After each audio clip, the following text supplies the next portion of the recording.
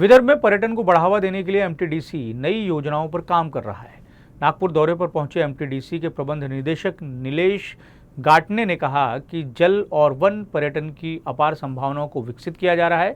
साथ ही उन्होंने कोंकण की पनडुब्बी पर्यटन परियोजना की भी जानकारी दी। जल पर्यटनाला खूप मोठा स्कोप आहे आणि त्याचप्रमाणे व्याघ्र पर्यटनालाही खूप मोठा स्कोप आहे।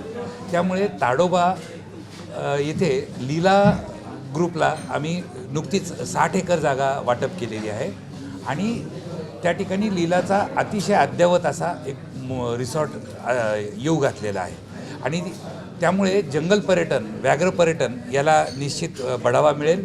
त्याचप्रमाणे चिखलदऱ्यामधील जे आमचे रिसॉर्ट्स आहेत त्याचं ऑपरेशन खाजगीकरणाद्वारे व्हावं यासाठीचाही आमचा प्रयोग सुरू झालेला आहे आणि रामटेकचं जे सर्किट आहे किंवा आपलं जे बुद्धिस्ट सर्किट आणि जैन सर्किट हे जे सर्किट आहेत टुरिझमचे हे विकसित करण्यासाठी विदर्भात आमचे प्रयत्न सुरू आहेत।